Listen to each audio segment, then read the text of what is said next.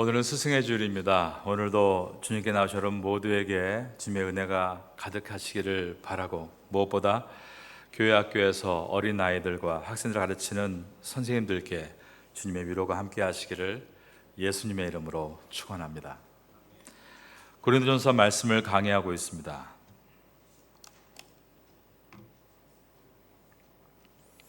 고린도 교회가 있는 고린도 도시는 로마 제국의 여러 속주들 가운데 아가야 속주의 주 도로서 그리스에서 아테네, 그 당시에 아덴이라고 불렀죠. 그 아테네보다도 더 화려하고 복잡한 도시가 바로 고린도 도시였습니다. 고린도는 상인과 사업가들이 많이 찾아오고 안정된 정치 체제를 갖춘 로마의 식민지였기 때문에 아메리칸 드림과 같이 성공을 꿈꾸며 로마 시민권자들은 최상위층으로 오르는 야망을 가지고 있었고, 로마인이 아닌 자들 중에 재물이 있는 부유한 중산층은 로마 시민권을 받겠다는 야망이 있었고, 가난한 평민들은 부유한 중산층이 되겠다는 야망이 있었으며, 그보다 못한 종들은 종에서 벗어나 자유를 얻어보겠다는 꿈을 가지고 이 고린도라는 대도시로 몰려들었습니다. 그러므로 고린도 도시의 사회 구성은 많지 않은 세미 엘리트들과 사회적 신분 상승을 노리는 신흥 부자들, 그리고 많은 가난한 자들과 종들이 있었는데, 신분이 아래로 내려갈수록 커지는 피라미드 모양의 구조를 가지고 있었습니다. 이들은 헬라 문화와 학문에 흠뻑 젖어서 말을 매우 세련되게 하는 수사학이라고 하죠. 레토릭이 발전했고, 여건이 된다면 최대한 화려한 옷과 보석으로 자신을 치장했습니다. 고린도 도시는 성공을 향한 치열한 욕구와 경쟁이 가득했고, 성공을 최고의 가치로 삼았기에 기회만 있으면 자기를 홍보하는 자기 자랑, 자기 PR 문화가 강하게 나타나고 있었습니다. 그리고 그러한 고린도의 세상의 것들이 고린도 교회 안으로 들어왔습니다. 고린도 교인들 중에는 자기가 받은 은혜마저도 자기의 자랑의 수단으로 사용하는 사람들이 생겨났습니다. 고린도 교회 안에 있었던 대표적인 문제는 파당을 짓는 것이었는데, 나는 바울파다, 나는 베드로파다, 나는 아볼로파다. 어떤 사람은 나는 그런 인간 스승이 아닌 오직 예수 그리스도만을 따른다라면서 나는 그리스도파다라고 말하며 자신의 신앙의 정통성을 자랑하는 일들이 일어났습니다. 오늘날에도 어떤 사람들은 내가 어느 유명한 교회 목사님을 잘 알고 있다, 내가 어느 유명한 선교사님을 잘 알고 친하다라고 하면서 인맥을 과시하는 사람들이 있습니다. 그가 누군가를 위대하게 내세우고 그를 높이는 목적은 그분이 자신과 가깝기 때문에 내가 여러분보다는 더 훈련을 많이 받았고 더 성숙한 신자라고 하는 자기를 높이려는 의도가 들어 있습니다. 고린도 교인들은 각기 나는 바울파다, 나는 베드로파다, 나는 아볼로파다라고 할 때, 특별히 고린도서에 보면 바울과 아볼로가 많이 언급되는데, 그 이유는 바울은 고린도 교회를 설립한 설립자라고 말할 수 있고 아볼로는 후임 목회자라고 말할 수 있기 때문입니다. 그런데 이 두 사람을 대립시키는 방식으로 자기의 정통성을 강조하고 내가 더 오래 다녔다, 내가 더 많이 배웠다, 이러한 자기의 자랑을 내세웠던 것입니다. 오늘 본문 위에 있는 고린도전서 4장 6절을 보시면, 형제들아 내가 너희를 위하여 이 일에 나와 아볼로를 들어서 본을 보였으니 이는 너희로 하여금 기록된 말씀 밖으로 넘어가지 말라 한 것을 우리에게서 배워 서로 대적하여 교만한 마음을 가지지 말게 하려 함이라. 여기서 서로 대적하여, 영어 성경 NIV에 보면 in one man, 한 사람을 편들어서 over against another, 다른 사람을 대적하다라고 되어 있습니다.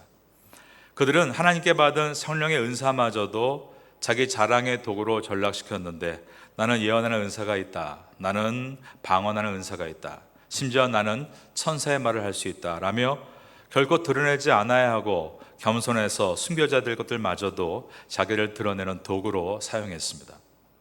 고린도 교회 교인들은 나는 좋은 스승이 있다, 나는 하나님께로부터 받은 은사가 있다, 나는 배부르다, 나는 이미 풍성하다 라며 더 이상 배우려고 하지 않았던 것입니다.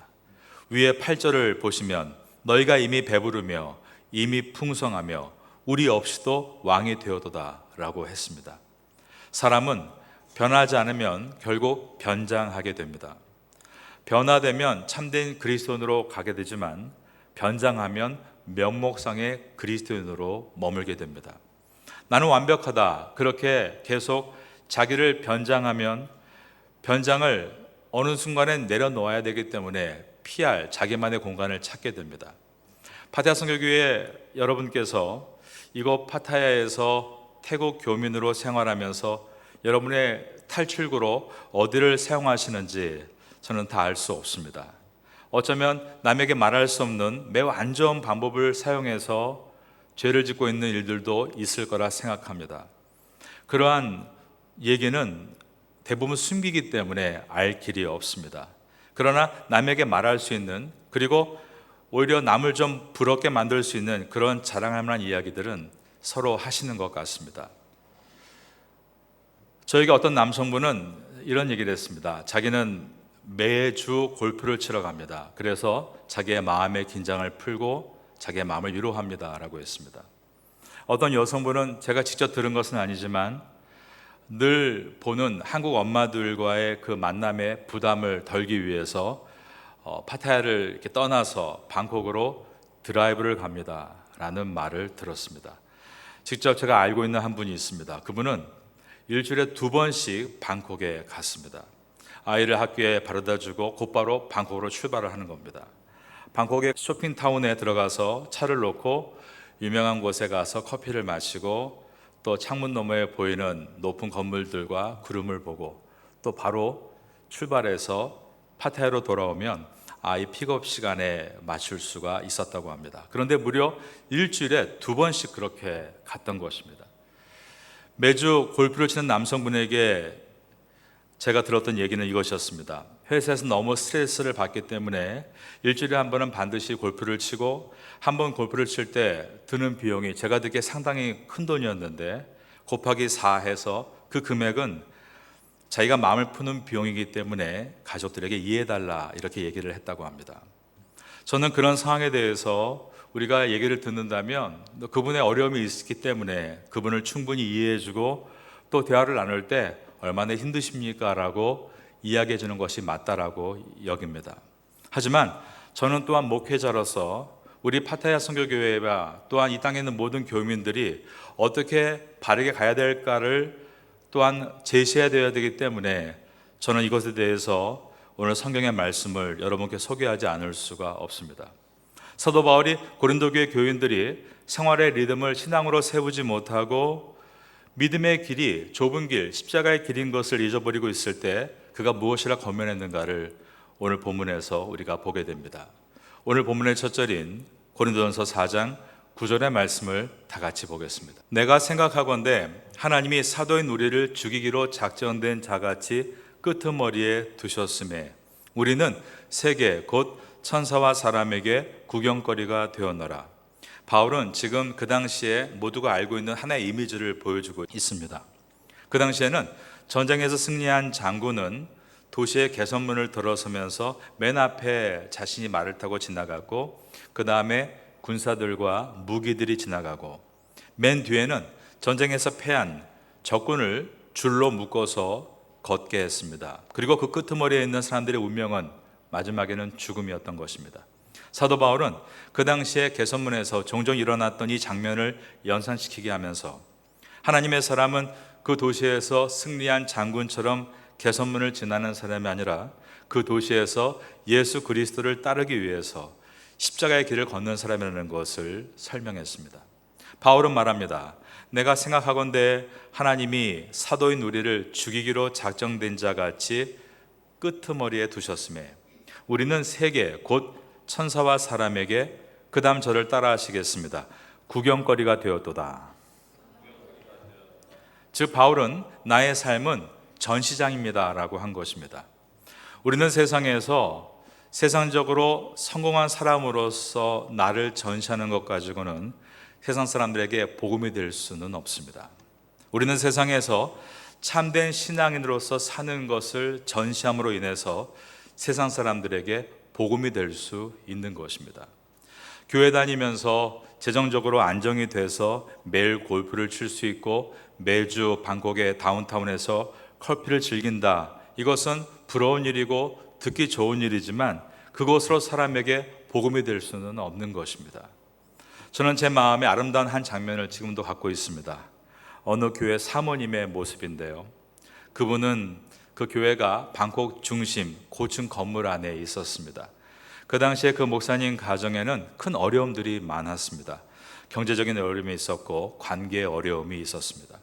우리가 그런 일이 있을 때 파타야를 벗어나 방콕타운에 가고 싶듯이 아마 그분들은 복잡한 방콕을 떠나서 어쩌면 이곳 파타야로 내려오고 싶었을 것입니다. 그런데 제가 그 목사님의 초대를 받아서 그 교회에 방문했을 때 작은 교회당 안에서 성경을 읽고 있는 한 분을 보았는데 바로 그 목사님의 사모님이셨습니다.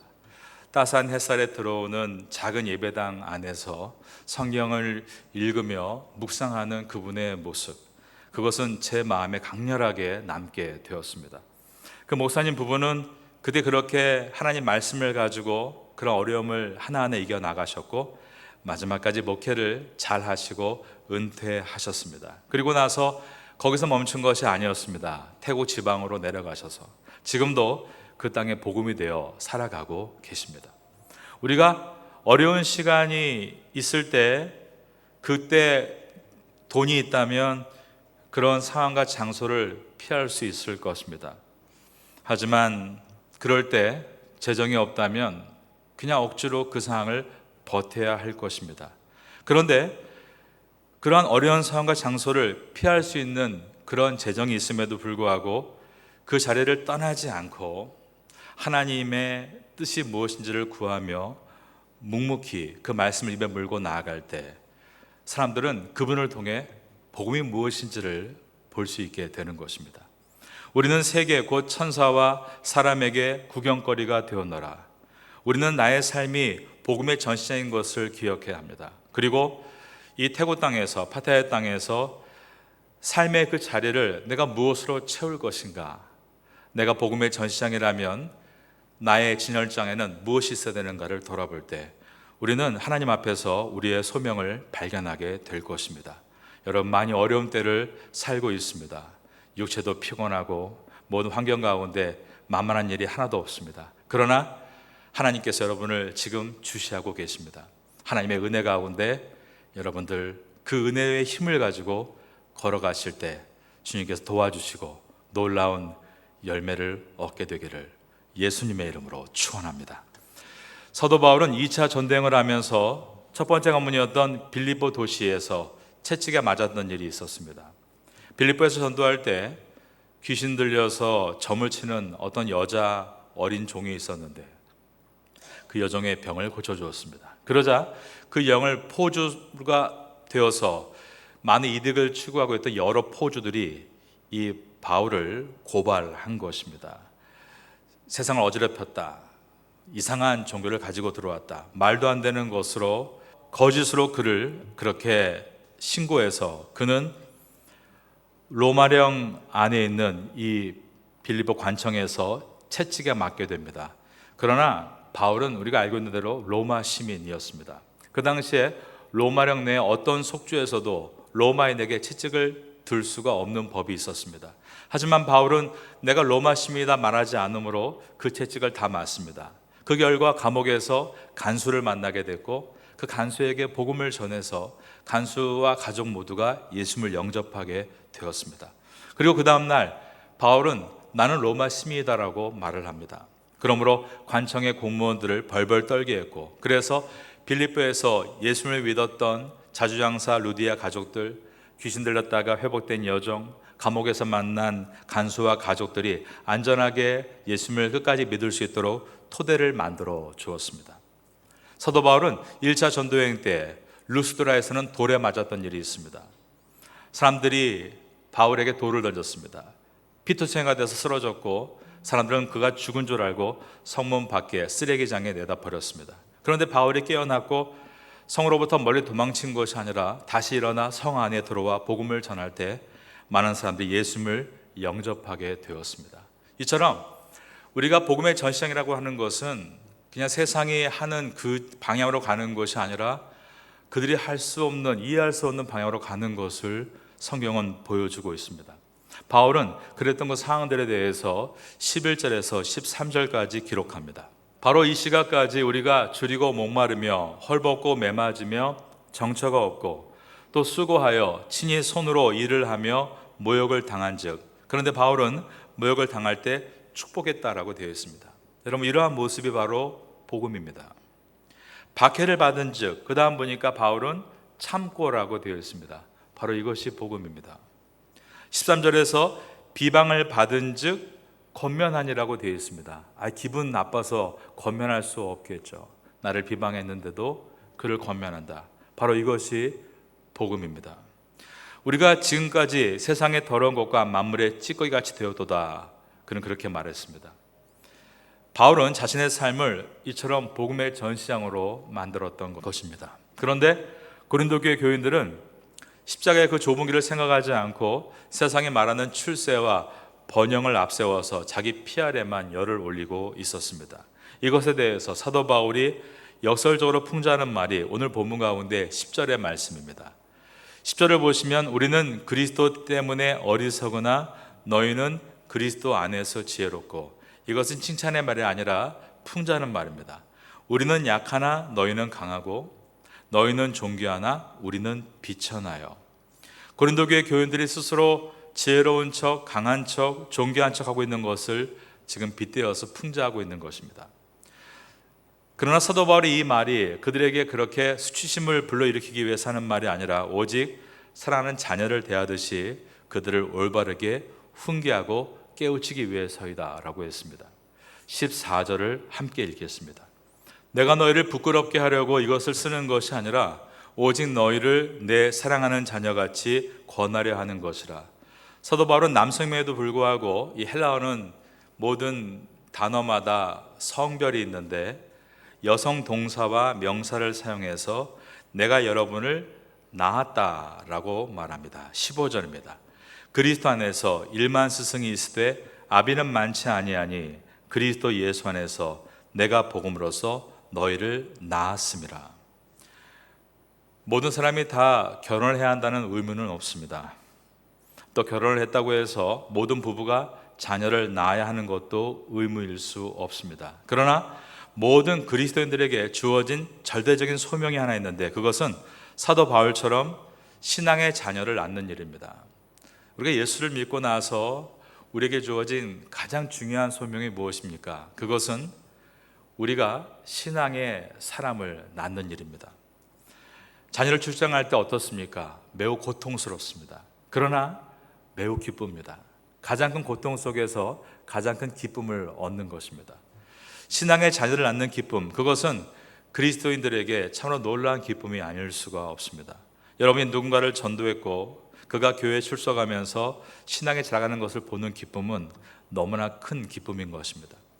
신앙의 자녀를 낳는 것은 결국 우리가 그를 제자 삼는 일이고 그 제자를 통해서 그가 훈련받고 변화되는 것을 통해서 자녀를 낳는 것을 볼 수 있습니다. 그렇기 위해서는 함께하는 방법이 제일 중요합니다. 예수님은 제자들과 공생애를 하실 때 어떻게 제자를 키우셨는가? 함께하는 방법으로 제자를 키우셨습니다. 제가 아는 한 장로님이 계십니다. 평생을 교회학교 교사로 봉사하신 분인데 60대 후반에 반갑지 않은 암이라는 친구가 그분을 찾아왔습니다. 위암으로 거의 위의 절반을 도려낸 채로 태국에서 교회학교 교사 세미나가 있다고 하자 인도하러 오셨습니다. 그런데 그분의 간증을 들을 때 정말 제 심장은 터질 만큼 벅찼고 녹아내릴 수밖에 없었습니다.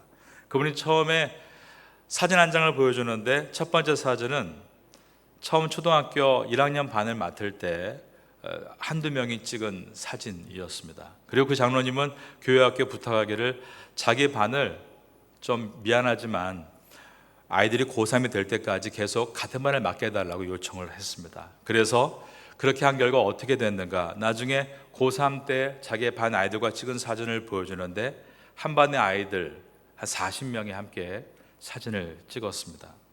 그리고 12년 동안 자기 반 아이들이 어떻게 자라왔는가를 적어놓은 두툼한 교적부를 보여주시면서 우리 아이가 처음에 어땠는지, 이 아이가 어떻게 상처가 있었는지, 그러나 어떠한 일을 겪고 이렇게 건강해졌는지를 저희에게 자랑하셨습니다.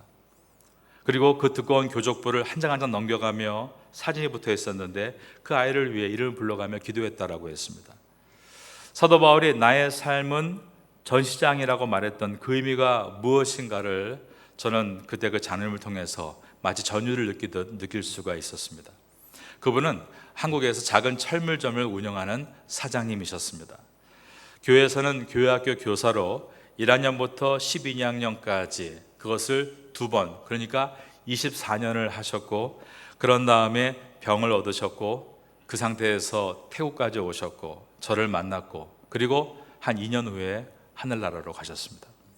제가 이 자리에서 어떤 한 분을 칭송하고 있지만 인간은 그 어떤 사람도 완전한 모범이 될 수는 없습니다. 완전한 모범은 오직 예수님 한 분이십니다.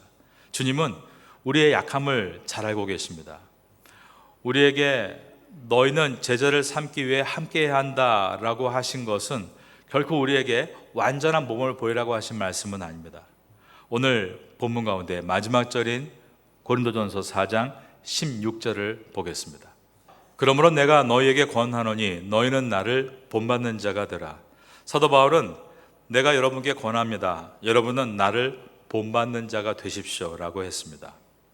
사도 바울이 이같이 하는 말은 고린도 전서에만 나와 있는 것이 아니라 빌립보서 3장 10절에도 나와 있고 또한 빌립보서 4장 9절에도 들어 있습니다. 빌립보서 3장 17절에서 형제들아 너희는 나를 본받으라 라고 했고, 빌립보서 4장 9절에서는 너희는 내게 배우고 받고 듣고 본 바를 행하라 라고 했습니다. 그 외에도 여러 곳에서 직간접적으로 나를 본받으라 라고 말한 것입니다. 여러분, 제가 만일 목사로서 제가 그리스도를 본받는 것 같이 여러분들도 저를 본받는 자가 되십시오 라고 말을 한다면 저도 부끄럽고, 듣는 여러분들 가운데도 저보다 연배가 많은 분들이나 연륜이 깊은 분들은 듣기가 몹시 거북하실 것입니다. 사도 바울이 이야기할 때도 마찬가지 아니었겠습니까? 그러면 사도 바울이 나를 본받으라 라고 말하는 것이 나의 삶이 완벽하니까 그러기에 나를 본받으라 라고 말하는 것일까요? 그는 자기의 삶에 완전하기 때문이 아니라 사도 바울의 권면은 저는 결코 완전하지 않습니다. 그러나 온전한 삶을 향해 각고의 노력을 하고 있는 이 모습만은 여러분이 본받기를 바랍니다. 자기 인생을 진열대로 놓고 그렇게 말한 것입니다. 군대에 가면 교관이 있습니다. 교관의 가르침을 따라 훈련병들이 교육을 받죠. 전쟁터에 나가서 교관이 1등은 아닙니다. 더 훌륭한 군인들이 많이 있습니다. 그러나 교관으로부터 훈련을 잘 받은 훈련병들만이 전쟁터에서 뛰어난 군인으로 일할 수 있습니다.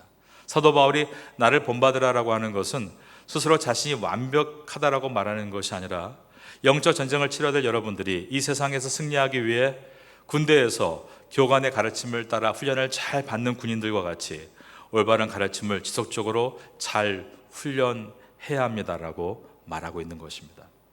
우리 파테아 선교교회에 교회학교 선생님들이 계십니다. 교사로서 괴로울 때도 있고 버거울 때도 있을 것입니다. 그러나 그 선생님들의 수고가 결코 헛되지 않은 것입니다. 교회에 계시는 중직들, 또 앞에서 일하시는 분들이 계십니다. 그분들도 마찬가지입니다. 여러분이 신앙의 모범을 보이기 위해서 힘을 내는 그 모습을 어깨너머로 여러분의 제자들이, 여러분의 학생들이, 자녀들이 보고 있기 때문입니다. 우리는 예수님께서 제자들과 동고동락하시며 있는 그대를 보여주신 것을 그대로 모방할 수는 없습니다. 그런 완벽한 사람은 없습니다. 그러나 우리는 그래도 우리 공동체 안에, 교회학교 안에, 그리고 구역 안에서 자기 개방을 힘써야 합니다. 자기 개방이란 아무 것이나 다 털어놓는 그런 것을 자기 개방이 아니라, 성경에서 말하고 있는 건강한 자기 개방은 하나님 말씀을 묵상하면서 그 안에서 내가 깨닫고 내 부족함에 대해서 솔직하게 상대방에게 내어놓을 수 있는 것, 이것을 자기 개방이라고 부릅니다. 우리가 자기 자랑이 아니라 자기 고백을 이루어갈 때 우리는 진실해질 수 있고 그 진실한 힘은 능력으로 나타날 수 있기 때문입니다. 내가 변장만 하고 있다면 나도 변화되지 않고 상대방도 변화되지 않습니다. 변화되지 않는 모임이 오래 갈 수 없습니다. 점점 의미를 잃어가게 되는 것입니다. 우리는 빛의 자녀로서 빛의 열매를 맺어야 됩니다. 그러나 그것은 아무 준비하지 않고도 이룰 수 있는 것은 아닙니다. 우리가 아무 준비를 하지 않고 아무 일도 하지 않으면 아무 일도 일어나지 않습니다. 그러나 주님 앞에 내가 자기 개방을 하기 위해, 내가 인생의 전시장을 사람에게 보이기 위해 힘쓰고 애쓰는 모습을 꾸준히 이루어 간다면 시간 가운데 좋은 열매는 우리에게 돌아오게 되는 것입니다. 바울은 말합니다. 예수 그리스도 안에서 내가 복음으로 여러분을 낳았습니다. 내가 여러분께 권면하노니 여러분은 나를 본받는 자가 되십시오. 이 말씀을 기억하면서 우리의 인생이 바로 복음의 전시장인 것을 기억하고, 완벽할 수 없지만 이러한 비전과 소망을 가지고 이 땅에서 걸어간다면 여러분을 통해서 오늘 제목과 같이 믿음의 자녀를 출산할 수 있는 놀라운 은혜를 경험하게 될 것입니다. 여러분들 지금까지 수고 많이 하셨습니다. 헛된 발걸음이 아니었음을 기억하시고 끝까지 인내하심으로 여러분을 통해서 귀한 믿음의 자녀가 많이 일어나게 되시기를, 이 파타야 땅에 그런 일이 있게 되기를 마지막으로 예수님의 이름으로 축원합니다.